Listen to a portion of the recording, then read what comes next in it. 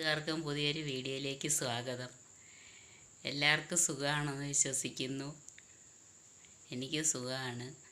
ഇന്ന് എല്ലാ കൂട്ടുകാർക്കും അവധിയായിരുന്നു. എല്ലാവരും വോട്ടിടാനൊക്കെ പോയി. എല്ലാവരും തിരക്കിലൊക്കെ ആയിരുന്നു. ഇന്ന് എനിക്ക് ഒരു തിരുവനന്തപുരം യാത്ര പോകേണ്ടതായിട്ടുണ്ടായിരുന്നു.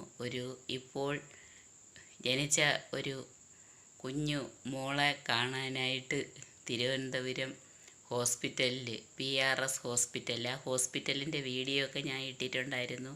എല്ലാ കൂട്ടുകാരും അത് കാണണം. ആ വീഡിയോ നല്ല അടിപൊളി ഒരു വീഡിയോയാണ്. വളരെ വലിയ ഒരു ഹോസ്പിറ്റലാണ്. ഇഷ്ടംപോലെ പേഷ്യൻസും എല്ലാം ഉണ്ട്, കൊച്ചു കുട്ടികളും എല്ലാം ഉണ്ട്. അതിൻ്റെ അറ്റ്മോസ്ഫിയറാണ് എനിക്ക് വളരെയധികം ഇഷ്ടപ്പെട്ടത്. കൂട്ടുകാരെ, നിങ്ങളെല്ലാവരും ആ വീഡിയോ കാണണം. അങ്ങനെ ഇന്ന് രാവിലെ 9 മണിക്ക് തന്നെ ഞാൻ ഇവിടുന്ന് യാത്ര തിരിച്ചു. കുറേ കഴിഞ്ഞ് അങ്ങ് യാത്ര ചെയ്ത്, പക്ഷേ റോഡിലൊന്നും വലിയ തിരക്ക് ഇല്ലായിരുന്നു, വലിയ ബ്ലോക്കൊന്നും ഇല്ലായിരുന്നു. കാരണം അധികം തിരുവനന്തപുരത്തൊക്കെ നിരോധനാജ്ഞ അതൊക്കെ പ്രഖ്യാപിച്ചിരുന്നത് കൊണ്ടായിരിക്കാം എല്ലായിടത്തും കൂട്ടം കൂടിയുള്ള ആളുകളും വലിയ തിരക്കൊന്നും ഇല്ലായിരുന്നു. അതുകൊണ്ട് വളരെ സ്മൂത്തായിട്ടങ്ങ് എത്തി. പിന്നെ പോകുന്ന വഴിക്ക് ചെറിയ ഒരു ഫുഡ് അടിയൊക്കെ ഉണ്ടായിരുന്നു. ഒരു ചെറിയ ഫുഡൊക്കെ കഴിച്ച് അങ്ങോട്ട് പോയ സമയത്ത് രാവിലെ അതൊക്കെ കഴിഞ്ഞ് അങ്ങ് അവിടെ ചെന്നപ്പോൾ ആ കുഞ്ഞു മോളെ നമ്മൾ കണ്ടു. ഒരു പ്രാവശ്യം കണ്ണ് തുറന്നും കണ്ടു. കുഞ്ഞ് 2-3 ദിവസമായ കുഞ്ഞ് മോളെയാണ് കാണാൻ പോയത്. അന്നേരമാണ് ഞാൻ വീഡിയോ ഇട്ടത്. കൂട്ടുകാരെ, എല്ലാവരും വീഡിയോ ഒന്ന് ലൈക്ക് ചെയ്യാനും കമൻറ്റ് ചെയ്യാനും മറക്കല്ലേ. എനിക്ക് ലൈക്കൊന്നുമില്ല, എന്നാലും ഞാൻ വീണ്ടും പറയുകയാണ് കൂട്ടുകാരെ, നിങ്ങളെല്ലാവരും സപ്പോർട്ട് ചെയ്യണം. എൻ്റെ വീഡിയോസൊക്കെ എല്ലാ കൂട്ടുകാരും കാണണം. കുഞ്ഞുങ്ങളെ നമുക്ക് കാണുകയും കയ്യിലെടുത്ത് ഓമനിക്കുകയും അതൊക്കെ നല്ല രസകരമായ കാര്യമാണ്. നമുക്ക് നല്ല സന്തോഷം തരുന്ന കാര്യമാണ് കൂട്ടുകാരെ. പക്ഷേ കുഞ്ഞിനെ നോക്കുക എന്ന് പറയുന്നത് നല്ല റിസ്ക്കുള്ള കാര്യമാണ്. ഇത്തിരി ഉറക്കമൊക്കെ ഒഴിഞ്ഞിരുന്ന് നല്ല കഷ്ടപ്പാടുള്ള ഒരു കാര്യമാണ്. കുഞ്ഞിനെ ആദ്യമായിട്ട് കിട്ടുമ്പോൾ എല്ലാവർക്കും, വീട്ടിലുള്ള എല്ലാ കുടുംബാംഗങ്ങൾക്കും പുതിയ അതിഥിയെ കാണുമ്പോൾ വളരെയധികം സന്തോഷമായിരിക്കും. അവർ മറ്റെല്ലാ ജോലികളും മാറ്റിവെച്ച് ഈ കുഞ്ഞിനെ കാണുന്നതിന് വേണ്ടി, അതിനെ ഓമനിക്കുന്നതിന് വേണ്ടിയും സമയം സ്പെൻഡ് ചെയ്യും. എല്ലായിടത്തും ഒരു ഉത്സവം പോലെയാണ് ഒരു കുഞ്ഞ് വീട്ടിൽ ജനിക്കുകയാണെങ്കിൽ. അത് ആണായാലും പെണ്ണായാലും എല്ലാവർക്കും വീട്ടിൽ ഓരോ അനുഭവങ്ങൾ കാണും കൊച്ചു കുഞ്ഞുങ്ങളുടെ. പിന്നെ പണ്ടൊക്കെ ആയിരുന്നെങ്കിൽ നമ്മൾ ഇങ്ങനെ പ്രസവിച്ചൊക്കെ കിടക്കുമ്പം കുഞ്ഞിനെ കാണാനായിട്ടൊക്കെ നമ്മളെ നാത്തൂനൊക്കെ വരും. എന്നിട്ട് ആദ്യത്തെ 2-3 ദിവസം കുഞ്ഞ് നല്ല കൊഴുത്തുരുണ്ടൊക്കെ ഇരിക്കും. ഒരു 2-3 ദിവസം കഴിയുമ്പോൾ കുഞ്ഞങ്ങ് ഇത്തിരി അങ്ങ് ഇതാവും, ഇത്തിരി അങ്ങ് മെലിയും. പിന്നെയാണ് കുറച്ച് ദിവസങ്ങളെല്ലാം കഴിയുമ്പം പഴയതുപോലെ അങ്ങ് ആകും. അന്നേരം കുഞ്ഞിനെ നമ്മൾ നോക്കുന്നില്ലെന്നും പറഞ്ഞൊക്കെ ആൾക്കാർ പരാതി പറയും. ഇപ്പോഴങ്ങോട്ട് പ്രസവിച്ച് കിടക്കുന്ന നമ്മൾ കുഞ്ഞിനെ എങ്ങനെ നോക്കാതിരിക്കുന്നത്?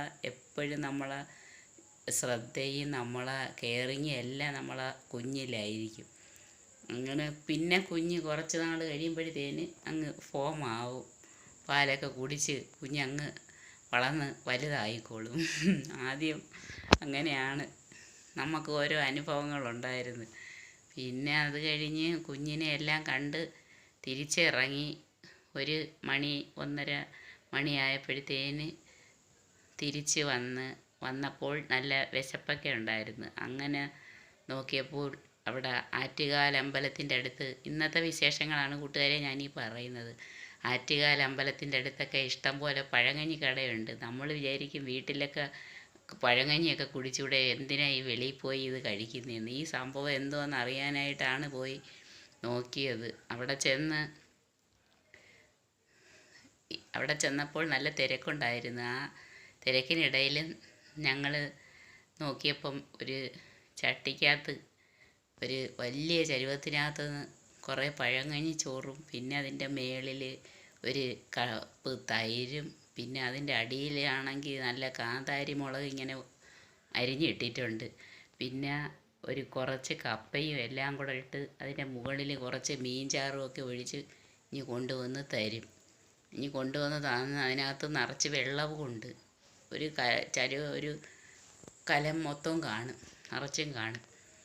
പിന്നെ ഒരു ഉണക്കമീനും പിന്നെ അതിൻ്റെ കൂടെ ഒരു മീൻ കറിയും പിന്നെ ആവശ്യമുണ്ടെന്ന് കണ്ട ആൾക്കാർക്ക് പൊരിച്ച മീനും കിട്ടും. ഇത്രയായിരുന്നു പഴങ്കഞ്ഞി കടയിൽ നിന്ന് കിട്ടിയ സാധനങ്ങൾ. അങ്ങനെ പഴങ്കഞ്ഞിയൊക്കെ കഴിച്ചെങ്കിലും അത്ര ഹാപ്പി ആയിരുന്നില്ല ഞാൻ.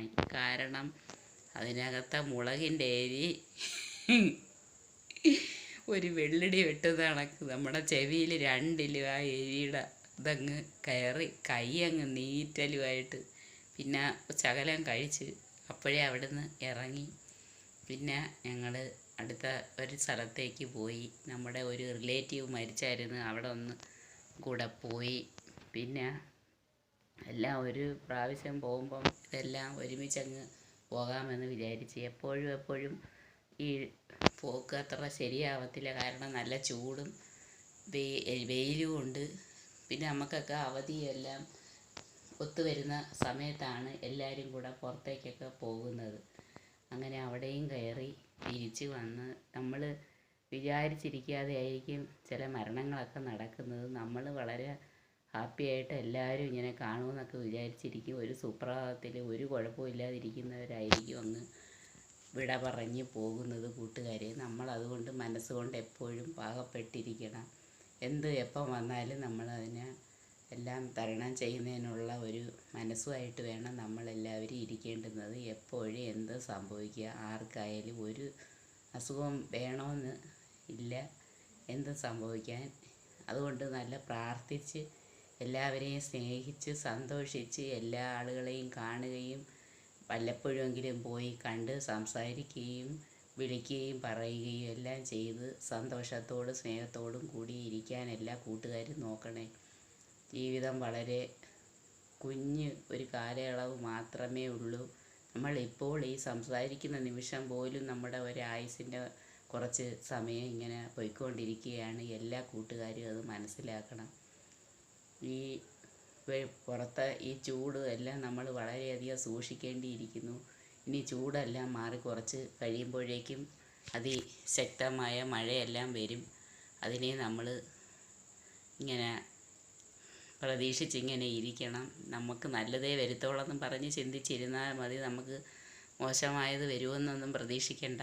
നമ്മൾ എക്സ്പെക്റ്റ് ചെയ്യുക നല്ലത് തന്നെയാണ് നമുക്ക് വരുന്നതെന്ന്. അങ്ങനെ കുട്ടി നമ്മുടെ ഒരു ഫാമിലിയിൽ ജനിച്ചതിൻ്റെ ഒരു സന്തോഷത്തിലാണ് ഇന്ന്. കുഞ്ഞു മോളെ കണ്ടപ്പോഴത്തേന് നമ്മുടെ വീട്ടിലുണ്ടായ ഒരു അതിഥിയല്ലേ അത്. അതുകൊണ്ട് വളരെയധികം സന്തോഷമുണ്ട് കൂട്ടുകാരെ. പിന്നെ ഇങ്ങനെ കുഞ്ഞു വിശേഷങ്ങളുമായിട്ട് ഇന്നത്തെ അവധി ദിവസം അങ്ങനെ കടന്നു പോയി. എല്ലാവരും കൂട്ടുകാർ വോട്ടൊക്കെ ഇട്ടെന്ന് വിശ്വസിക്കുന്നു. എല്ലാവരും നല്ല കാര്യങ്ങളെല്ലാം മനസ്സിലാക്കി നമ്മുടെ നാടിൻ്റെ ഉയർച്ചയ്ക്കും പുരോഗതിക്കും ഉതകുന്ന രീതിയിലുള്ള വോട്ടിങ്ങാണ് ചെയ്തതെന്ന് പ്രതീക്ഷിക്കുന്നു കൂട്ടുകാരെ. എല്ലാവരും നമുക്ക് നല്ലത് ചിന്തിച്ച് പ്രതീക്ഷിച്ച് പോയെങ്കിലേ പറ്റൂ. ഒരു തരത്തിലും ജീവിക്കാൻ പറ്റാത്തൊരു സാഹചര്യമാണ് നമ്മുടെ നാട്ടിലിപ്പോൾ നിലനിൽക്കുന്നത്.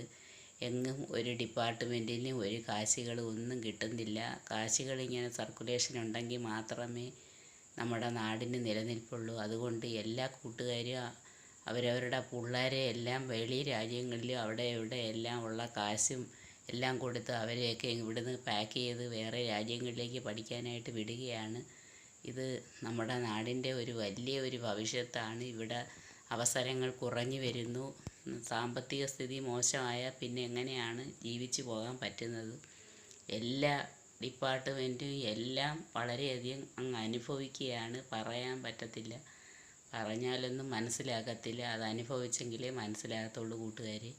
അതുകൊണ്ട് നമ്മുടെ നാടിന് വേണ്ടുന്ന കാര്യങ്ങൾ നിങ്ങൾ ആലോചിച്ചും കണ്ടും വേണം ചെയ്യേണ്ടുന്നത്.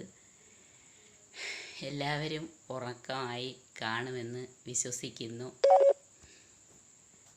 പുതിയൊരു വീഡിയോയുമായിട്ട് വീണ്ടും നാളെ കാണാം. എല്ലാ കൂട്ടുകാരും എൻ്റെ ചാനലൊന്ന് സബ്സ്ക്രൈബ് ചെയ്യാനും സപ്പോർട്ട് ചെയ്യാനും മറക്കല്ലേ. ലൈക്കും ഷെയറും കമൻറ്റും ഒന്നും എനിക്ക് ഇല്ല, എന്നാലും നിങ്ങളെല്ലാവരെയും ലൈക്ക് ചെയ്യുമെന്ന് തന്നെ ഞാൻ പ്രതീക്ഷിക്കുന്നു. എല്ലാവരും എൻ്റെ ചാനൽ കാണുകയും സപ്പോർട്ട് ചെയ്യുകയും ചെയ്യണേ കൂട്ടുകാരെ.